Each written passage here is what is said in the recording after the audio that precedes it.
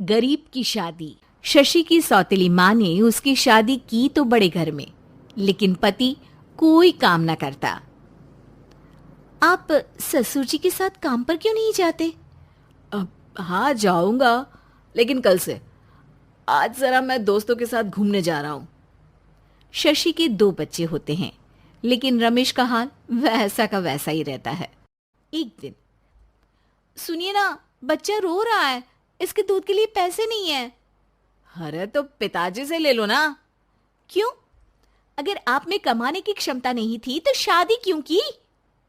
तभी घर आई बड़ी ननद बोल पड़ती है। आहा हा हा, तुम्हारी माँ को साफ साफ कह दिया था कि लड़का ना कमाता है ना कभी कमाएगा। हम 4 बहनें हैं इसका ख्याल रखने के लिए, और पिताजी का इतना सारा पैसा, तुम्हें किस चीज की कमी रखी है? लेकिन थोड़े ही सालों में तकदीर बदल जाती है। शशि का ससुराल गरीब हो जाता है। सब बिकने के बाद शशि अपने पति, बच्चे और सास के साथ किराए के मकान में आ जाती है। मैं कोई नौकरी करना चाहती हूँ दीदी। अरे इतने बड़े घर की बहू थी शशि, तुम नौकरी करोगी? नहीं नहीं नहीं नहीं। नहीं करूंगी तो घर कैसे चलेगा? बच्चों को भी तो पालना है ना। तभी शशि का भाई आ जाता है। शशि, ये ले राशन का सामान, किसी भी तरह की कोई भी जरूरत हो तो बताना। भाई, अब मैं नौकरी करूंगी। देख बहन, वैसे तो मैं तेरे साथ हूं, लेकिन हाँ, मैं ये भी चाहता हूं कि तू अपने पैरों पर खड़ी हो जा। शशि को एक प्ले स्कूल में छोटे बच्चों को संभालने की नौकरी मिल जाती है। एक दिन, शशि, मेरे स्कूल को अब तुम संभाल लो। मैं कुछ दिनों के लिए अपने बेटे के पास जा रही हूं। लेकिन प्ले स्कूल अकेले मैंने कभी नहीं संभाला है। अब ये सब मैं नहीं जानती। इतने महीनों में तूने जो देखा, बस पूरे आत्मविश्वास के साथ उसे करना। शशि नीलम के जाने के बाद पूरे 1 महीने उसका स्कूल अकेले संभालती है, और फिर एक दिन आता है जब वो अपना खुद का स्कूल भी खोल लेती है। वाह शशि, तुमने आज मेरा सर गर्व से ऊंचा कर दिया। तुम्हारा यही आत्मविश्वास तुम्हें बहुत आगे ले जाएगा।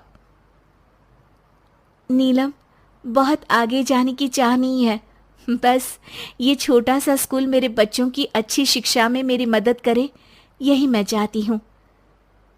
शशि थोड़े थोड़े पैसों से ही अपना परिवार पाल रही थी। एक दिन उसके घर उसकी बड़ी ननद आती है। अरे भाभी, घर में कूलर तो लगा लेती, मेरी माँ को कैसे पंखे में लिटा रखा है? अरे तो शशि कौन सा एसी लगा कर सो रही है? वो भी तो यहीं रहती है ना मेरे पास। ज्यादा यहाँ आकर मेरी बहू को परेशान न किया करो। हाँ हाँ, मुझे भी शौक नहीं है इस छोटे से घर में आने का। मैं तो बस ये बोलने आई थी कि मेरे बेटे की शादी है तो ननिहाल का जो नेग होता है वो ले आना। हाँ हाँ, जितना बनेगा कर देंगे, और ना हुआ ना तो वो भी नहीं करेंगे। तभी शशि बोल पड़ती है। अरे नहीं नहीं माँ जी, रीटा घर की बेटी है, उसके ससुराल वाले उससे शादी पर पूछेंगे कि मायके से क्या मिला। रीटा, तुम मुझे सामान की लिस्ट भेज देना, मैं पूरी कोशिश करूंगी कि तुम्हारी हर डिमांड को पूरा करे। अच्छा, मैं खाना लगाती हूँ। शशि ये बोलकर किचन में चली जाती है। धीरे धीरे कर शशि किसी न किसी तरह अपनी सारी ननदों की डिमांड भी पूरी करती, बच्चों की ख्वाहिशें भी, और उनकी पढ़ाई के लिए पैसे जोड़ती। एक दिन जब शशि का बेटा 12वीं पास करके आता है। माँ, अब तुझे काम करने की जरूरत नहीं है। मैं अब कोई ना कोई नौकरी करके पढ़ाई भी साथ कर लिया करूंगा। शशि को लगता है कि बेटा और आगे पढ़ाई करे, लेकिन वक्त की मार के कारण वो बेटे को काम के लिए हाँ कर देती है। अब बेटा एक बैंक में चपरासी बन जाता है। लड़का देखने में तो बड़ा अच्छा है, अंग्रेजी भी पटर पटर बोलता है, फिर चपरासी क्यों? लड़का सारी बात मैनेजर को बता देता है। अच्छा, तो मैं तुझे एक मौका देता हूँ। तू यहाँ रहकर दूसरे डिपार्टमेंट का भी काम सीख। अगर तू किसी एक का भी काम अच्छे से सीख गया तो मैं तुझे यहाँ टेबल चेयर में बैठने वाली नौकरी दे दूंगा। लेकिन एक दिन शशि की ननद उसे फोन करती है। अरे भाभी, देखो मायका तो मेरा तुम लोगों से ही है। मैंने आपके बेटे और मेरे भतीजे प्रदीप के लिए यहाँ एक नौकरी देखी है, पूरे 5,000 मिलेंगे। वैसे करता ही क्या है, चपरासी ही तो है ना। कोई बात नहीं रीटा, मैं उसे इस शहर के बाहर नहीं भेजना चाहती हूँ। बाकी वो शाम को आएगा तो मैं पूछ लेती हूँ। वहीं प्रदीप मैनेजर की बात से खुश हो जाता है और मैनेजर के काम पर ही नजर रखने लगता है। वो उनकी तरह के पेपर पढ़ता, काम करता और आने वाले लोगों की बातें सुनता। एक दिन बैंक में ऑडिट वाले आते हैं। ये गलत है, पूरी बैलेंस शीट नहीं मिल रही है, कहीं ना कहीं गड़बड़ है। ए मैनेजर, क्या करते हो? बैंक के पैसों का हिसाब सही नहीं है। मैनेजर के पसीने छूट जाते हैं। तभी प्रदीप वहां जाता है। अब क्या मैं ये बैलेंस शीट देख सकता हूँ? अरे बेटा मजाक नहीं, जाओ पानी लेकर आओ 1 गिलास। प्रदीप मैनेजर को पानी लाकर देता है और फिर ऑडिटर से कहता है, देखिए सर, मैं आपको बता सकता हूँ कि कैसे बैलेंस शीट को आप लोग गलत तरीके से जोड़ रहे हैं। ऐसा बोलकर प्रदीप एक एक कर सारे डाउट क्लियर कर देता है।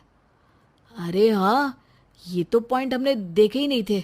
गुड, कौन है ये बच्चा? तभी मैनेजर बोल पड़ता है, अब हमारे यहाँ अकाउंट में नया आया है। ऑडिटर के जाने के बाद, वाह प्रदीप, आज तो तुमने मेरी नौकरी बचा ली। और आपने भी तो मेरी नई नौकरी लगा दी, अकाउंटेंट की। बस फिर क्या था, प्रदीप ने एक बार जो सफलता की सीढ़ी चढ़ी, बस चढ़ता ही चला जाता है। फिर एक दिन शशि की ननद, अरे भाभी कैसी हो? घर को तो बड़ा ही सुंदर चमका रखा है। अरे बेटी, कैसे आना हुआ? तू तो इस छोटे से घर में आना भी नहीं चाहती थी, कोई खास काम है क्या? अब हाँ, वो माँ, मेरा जो मजला बेटा है ना, वो अकाउंट से पढ़ाई कर रहा है, तो प्रदीप से बोलकर उसकी भी कहीं अच्छी नौकरी लगा दो ना।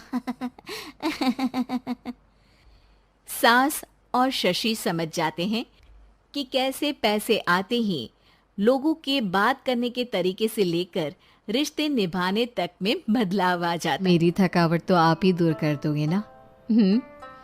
इतना कहकर देविका अपने खुले बालों को समर्थ के ऊपर डालती है। समर्थ देविका के जाल में सम्मोहित होने ही वाला होता है कि अचानक से दरवाजे पर किसी की दस्तक होती है। समर्थ आवाज लगाते हुए कहता है, कौन? भाई मैं हूँ, सौम्या। क्या है सौम्या? क्या बात है देविका, कैसा लग रहा है मेरी भाभी बनकर? कुछ बात आगे बढ़ी या नहीं? बात आगे बढ़ती कैसे? तू जो आ गई कबाब में हड्डी। अच्छा जल्दी बता, किस लिए आई थी? सौम्या ठिठोली करते हुए कहती है, क्या बात है देविका, बहुत जल्दी हो रही है। वैसे मैं तो दूध का गिलास देने आई थी। आखिर मेरी सहेली की सुहाग रात में कोई कमी नहीं होनी चाहिए। देविका दूध का ग्लास लेते हुए जल्दी से दरवाजा बंद कर लेती है और पीछे मुड़कर देखती है तो समर्थ तो सो चुका था। देविका समर्थ को उठाते हुए कहती है, सुनिए समर्थ जी, उठ जाइए ना, सौम्या दूध देने आई थी, इसे पी लीजिए फिर आप सो जाना। समर्थ नींद में उठता है और दूध पीकर फिर से सो जाता है। देविका उसके बगल में बैठी कहती है, सुनिए समर्थ जी, आज हमारी पहली रात है और आप सो रहे हो। समर्थ नींद में ही कहता है, देविका मैं बहुत थक गया हूँ, मुझे बहुत तेज नींद आ रही है, तुम भी सो जाओ। सोने के लिए तो पूरी रात पड़ी है, आप उठिए ना और कुछ देर मुझसे बात तो करिए। देविका जिद करते हुए समर्थ को आधी नींद से उठा देती है। समर्थ उठकर बैठ जाता है और कहता है, बोलिए देविका जी, आपका हुक्म सर आंखों पर। सुनिए, मैंने सुना है कि पति अपनी पत्नी को पहली रात कोई तोहफा देता है, आप मेरे लिए कुछ नहीं लाए क्या? वो मैं कैसे भूल सकता हूँ, लाया हूँ पर वो दूसरे रूम में रखा है। तो दिखाइए ना क्या लाए हैं। अरे अभी तो कहा कि तुम्हारा गिफ्ट दूसरे रूम में है, तो जाकर लेकर आइए ना। अगर अभी गया तो घर के सब लोग जाग जाएंगे और 10 तरह के सवाल जवाब करेंगे। मैं सुबह दिखाता हूँ ना। समर्थ इतना कहकर लेट जाता है और लेटे लेटे देविका से कहता है, अच्छा सुनो देविका, मुझे बहुत नींद आ रही है, मैं सो रहा हूँ, तुम भी सो जाओ।